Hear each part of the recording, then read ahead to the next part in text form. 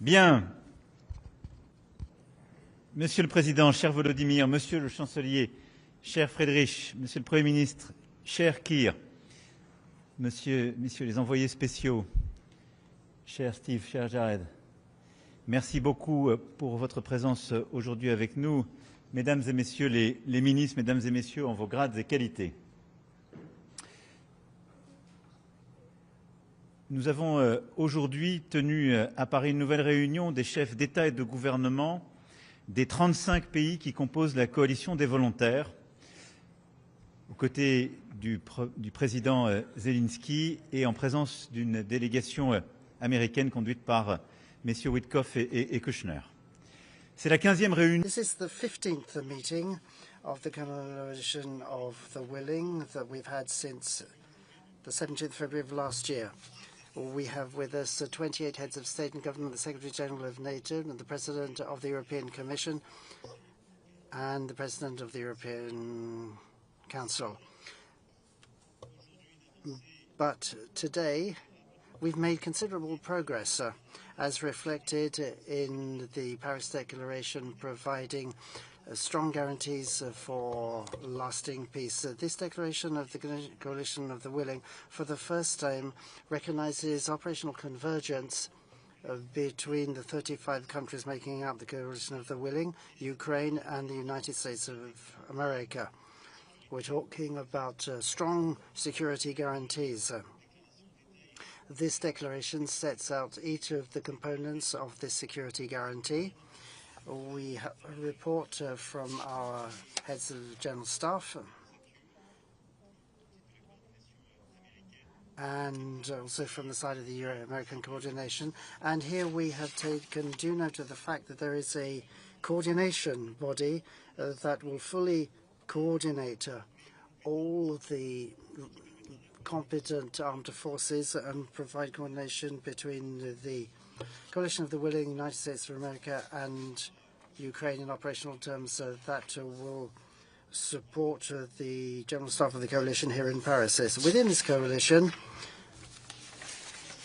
on the basis of all the work done in recent months, we have consolidated our approaches.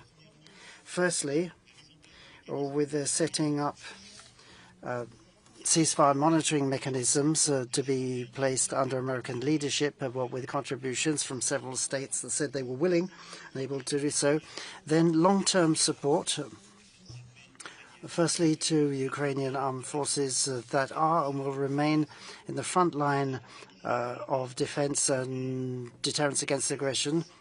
So we will have on a volunteer basis 800,000 men with training, capabilities, and all the necessary resources to ensure that this army can deter any new aggression. Then we'll continue to lay the ground for the creation of a multinational force in the air, on the seas, and on land to provide reassurance after the ceasefire and a long way behind the contact line that was agreed between all the general staff from France to Germany and Poland. I would also like to salute the work done and offered by Turkey in maritime theatre. They are willing to take on responsibilities. And fourthly, we have decided to translate into legal terms these commitments to support Ukraine in the event of a new attack by Russia through solidarity and intervention mechanisms. And also, we are continuing to converge around the questions of economic support and corruption. That's the second thing we talked about. But at the same time, we have consolidated the architecture, the planning, the means and the rules for the security guarantee for Ukraine the day after peace is signed, both for Ukraine and the continent of Europe.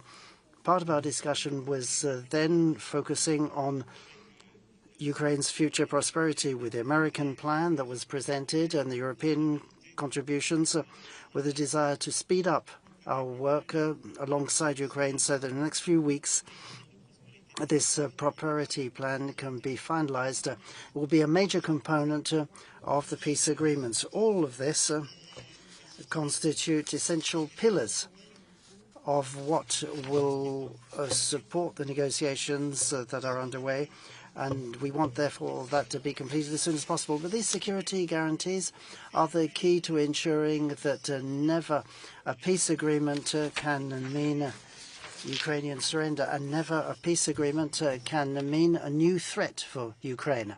And I think what's very important to underscore is all the countries represented here, but also all the countries in the coalition of the willing, and those who attended this meeting following the excellent coordination that we had last year in Berlin. All those actors share the same desire for peace in Ukraine and Europe, but we insisted that this be a fair, lasting and strong peace.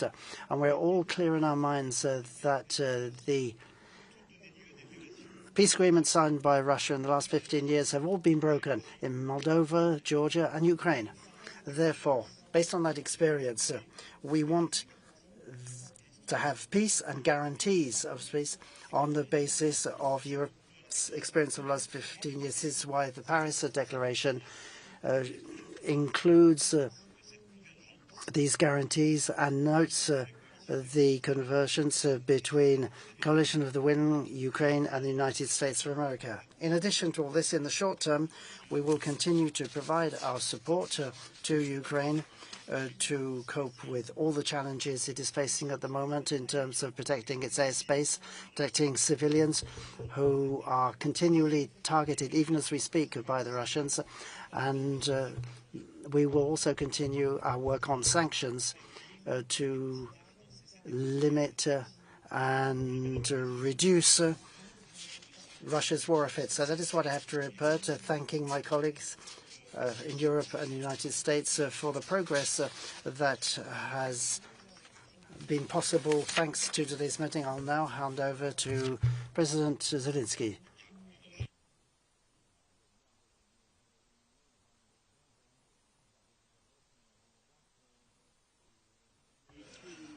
Thank you, dear Emmanuel, for your invitation. I would like to thank Chancellor, Prime Minister, as well as the American representatives and all the journalists present. First of all, I would like to thank you for this meeting, which is the most representative of 27 leaders of the European Union, NATO, Australia, New Zealand, Turkey. As a matter of fact, it is a very broad representation, and we are able to sign a document. This is very concrete. There is a declaration, a joint declaration, and there's also this declaration of intent signed by all three countries. And this illustrates the willingness of the coalition and the European countries to work for peace. And we want to be ready so that when diplomacy reaches peace, we can place the forces of the coalition of the willing.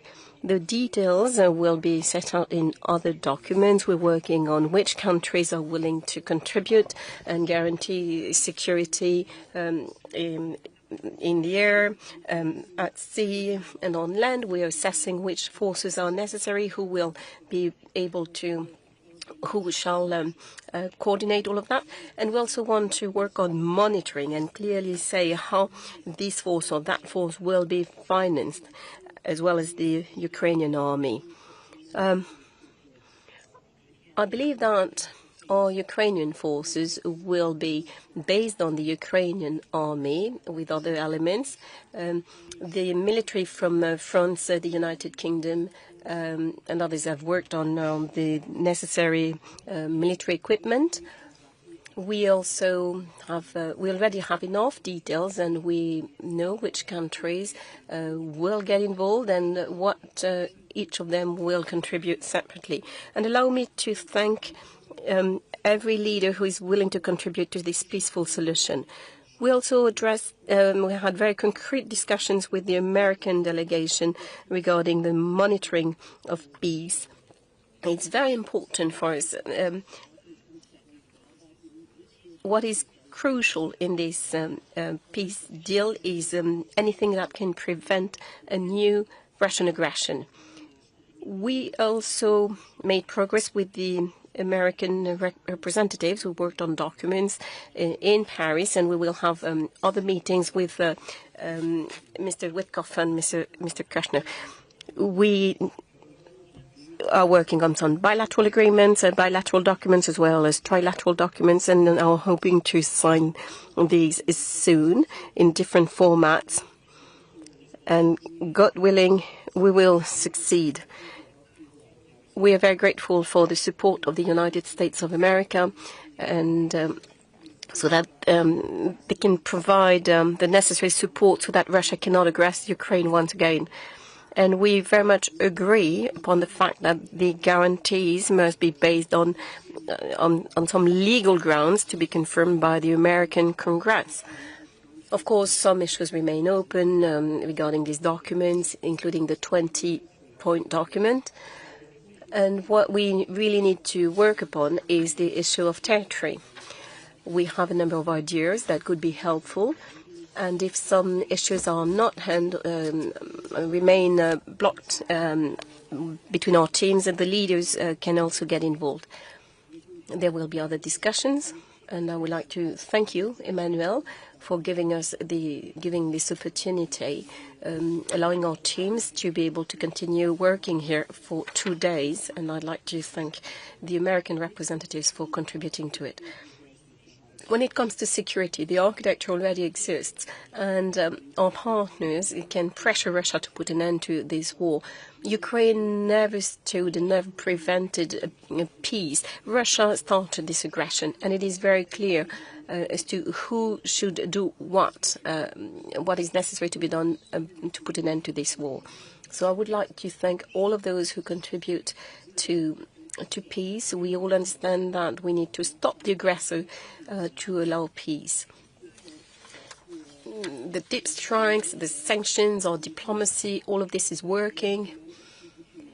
Today we also talked about our air defense. It is essential. Some leaders of the coalition of the willing mentioned it. For us, it is a daily issue. It is true that Ukraine needs missiles every day because, notwithstanding diplomacy, the Russian strikes continue. Russia is not concentrating on diplomacy. They are striking our villages or cities or infrastructure. And we discussed this issue with President Trump in Mar-a-Lago, and I would like to thank him deeply for his understanding and his support. In Paris, the extension of air defense has been discussed already again. The stronger our air defense, the stronger will be our diplomacy. So thank you to all of you for your support. Thank you.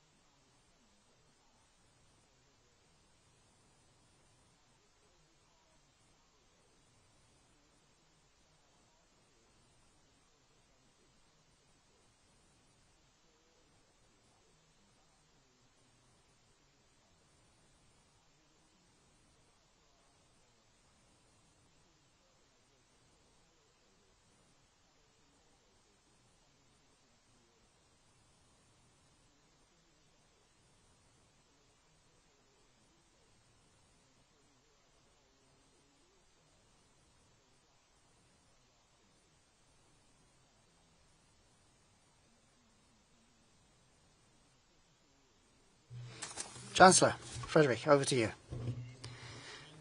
Thank you, Emmanuel. Ladies and gentlemen, this new year is beginning exactly the way the old one ended. That's to say, with intensive peace diplomacy for Ukraine. And today's meeting of the Coalition of the Willing was a further step on this path towards peace. And so I'd like to start by thanking Emmanuel Macron for his hospitality here in Paris. And also like to thank both Emmanuel and Keir for preparing this meeting today, along with Zelensky. Because, ladies and gentlemen, today, in the triangle of Europeans, Ukraine, and United States, we have built on the progress that we achieved last year in Berlin. This is a shared success, and I'd also like to thank Steve Witkoff and Jared Kushner, the representatives of the United States, and thank them and President Trump for their support in all this effort. We have the same strategic goal. First and foremost, we want to make sure that the weapons in Ukraine, after 4 years of war, be finally silenced. The country is on the verge of a humanitarian energy crisis, and therefore we are stepping up, in any case, our enormous efforts so as to reach a swift conclusion. Secondly, we want there to be a ceasefire, and unlike the Minsk Agreement of 2015, one based on strong security guarantees. And thirdly, as Europeans and Ukrainians, we want to ensure that we can shape this ceasefire together. Today we focused on the contribution that Europe and its partners after a ceasefire could make for Ukraine. As Coalition of the Willing, we will be shouldering our responsibilities. We want to help to make sure that in the future there are strong armed forces in Ukraine that constitute a credible deterrent for Russia through arming, training and funding.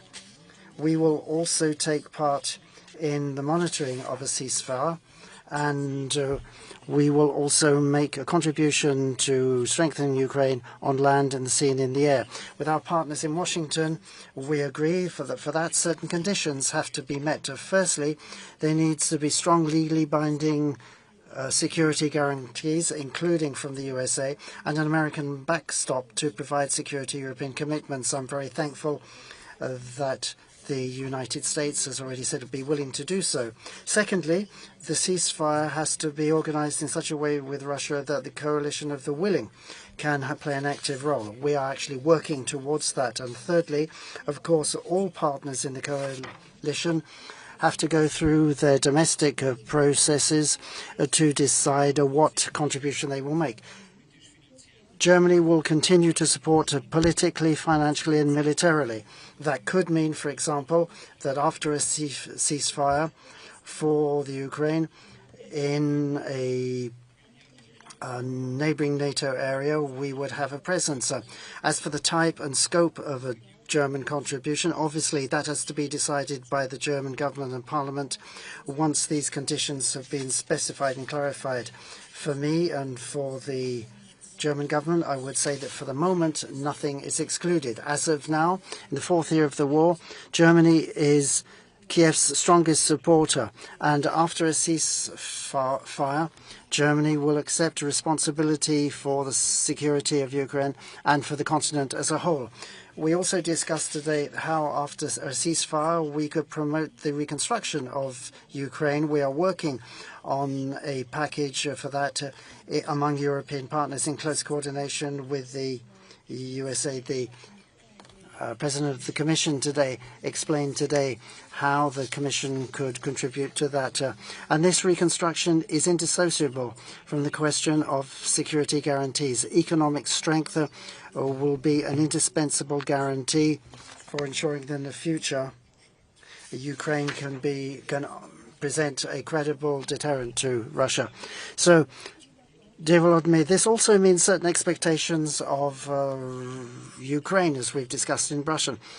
Ukraine must make sure that its young men can find decent jobs in their own country rather than traveling to Germany, Poland or France. This is something that we have already discussed in Brussels together, and I think that this is an expectation that Ukraine can meet and will meet. So, ladies and gentlemen, no one can say today whether the arms will be silenced in Ukraine in 6 weeks or in 6 months, but we are working tirelessly towards that peace. We'll obviously have to make compromises.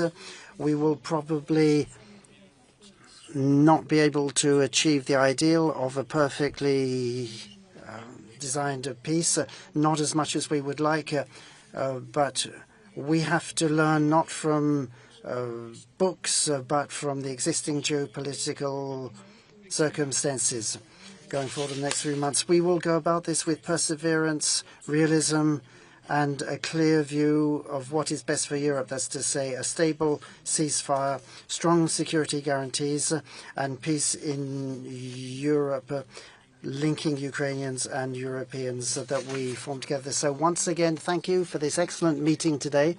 It really was worth coming together in such great numbers. Never happened before in the coalition of the willing. We've never had so many people in one room as we had today in Paris, and that shows clearly to Russia that they have to stop the war. There's no point continuing it, and as coalition of the willing, we are willing to work with Ukraine and the US to find a way through to permanent or stable peace in Europe. So all the best for Ukraine. Thank you very much.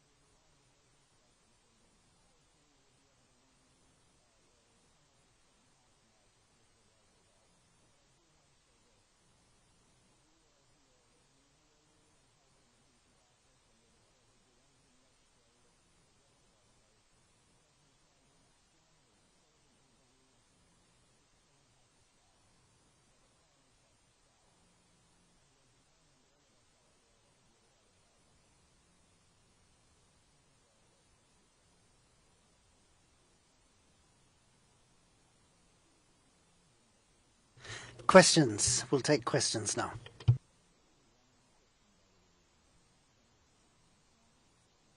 Go ahead.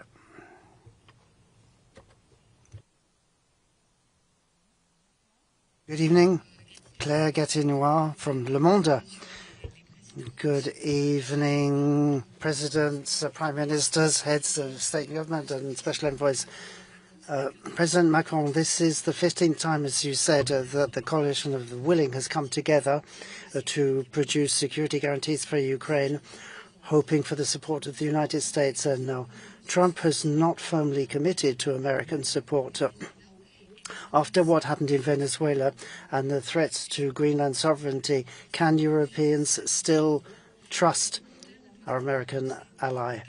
Don't you think we should think of security guarantees without the United States? And regarding Greenland, in the light of what was said this morning, should we consider deploying European troops to protect that territory and to protect this? Is it because you want to protect links with the United States you haven't condemned the intervention in Venezuela?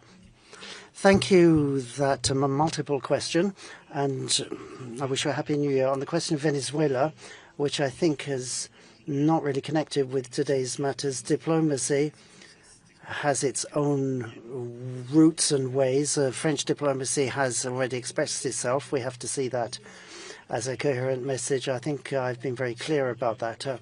Regarding today's matters, the presence of President Trump's special envoys today and the commitments by President Trump himself, in particular what he said at the meeting in Mar-a-Lago at the end of last year with President Zelensky,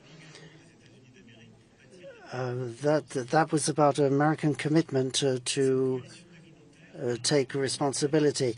This meeting, I think, is a milestone in the process that we defend, is in line with the American interests. As what France has been defending for several years is a more independent Europe with more strategic autonomy. That's to say, Europe taking responsibility, greater responsibility for its security, taking into account NATO, but taking on a greater share. In his first mandate and in this one too, President Trump has said that Europeans must bear a greater share of the burden. That's what he's asking us to do, and it makes sense.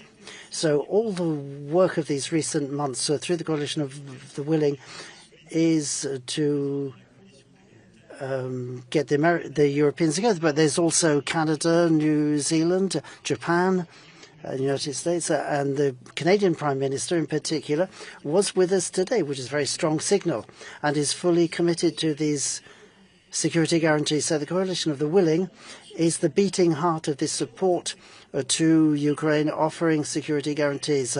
So what we're saying is the day after the ceasefire, this is how we will provide these different moments of support to Ukraine, in particular through a new format for the Ukrainian army that would deter Russia. So in this context, the support and participation of the United States are very important for a lot of countries, many NATO member countries, because American capabilities, sometimes they are the only ones who have the ability to provide certain guarantees. All that is of key importance. Recent weeks have illustrated a change. As Chancellor Merz said in our meeting in Berlin, that was already a milestone with a new step forward in SACEUR. That's to say, the American authorities in charge of military matters in Europe, they were all involved. So there are these different levels of security guarantees where the United States of America have clarified their participation, in particular with respect to monitoring. That's to say, surveillance of the front line, and the American observation capabilities are absolutely vital, and that's been confirmed. So my point is that in recent months we have put together a coherent and meaningful construct. The Americans want us to do more, and we can. We now have a coalition of the willing providing guarantees. We also have American participation through its resources, let's say the backstop. And in that context, the statements by President Macron, along with President Zelenskiy at the end of last year, and confirmed by the relevant generals in the chain of command, and as confirmed by Kushner and Witkoff, that confirms a guarantee on the part of the Americans. So I have no reason to doubt the sincerity of that commitment, given their statement today and all the work that has been done with the United States in order to design this scheme, and as UN Charter signatory and members of NATO, they are allies to us here in Europe, and it's as such that they are here today, and they have worked alongside us in recent weeks. Thank you.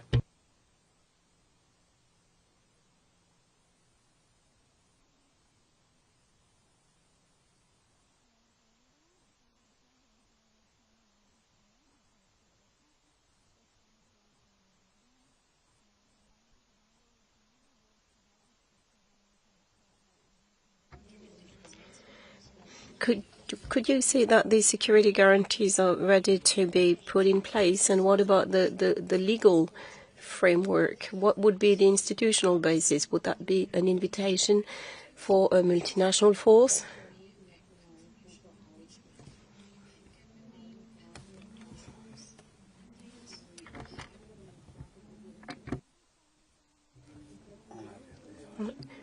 There's a technical issue.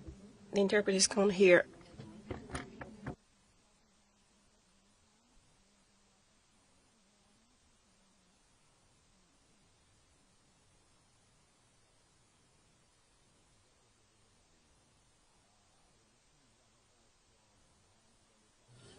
Thank you for the question.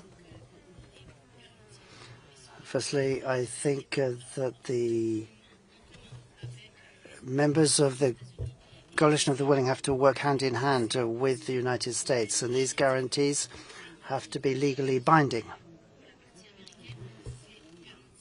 For the Americans, this means that this has to be supported by the American Congress, and we very much hope that will happen. All the documents are ready for signature, and we hope that will now go through. As for this declaration, the Paris Security Declaration, it paves the way for this process that will be legally binding, because for most of the coalition members, it is necessary to have the support of Parliament, and we count on them for that.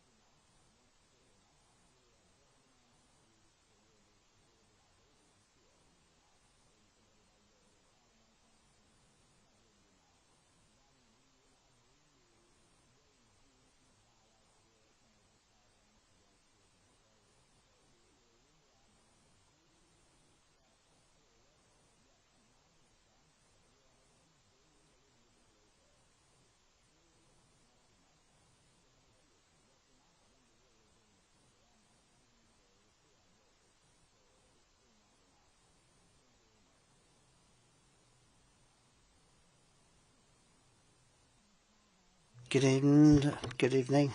Bundeskanzler, Mr. Merz, I'm from the Allgemeine Zeitung.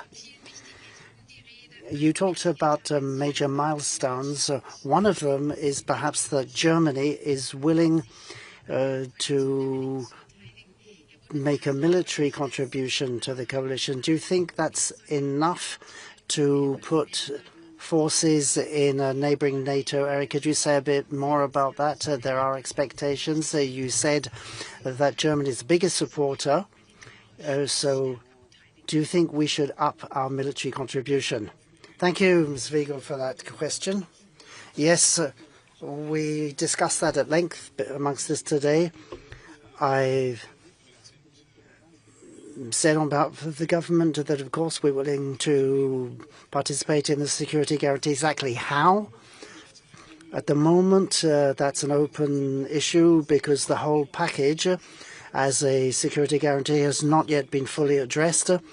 We have some very specific proposals available. If Germany is going to be in, that will mean there has to be a decision by the German government, followed by confirmation from the parliament.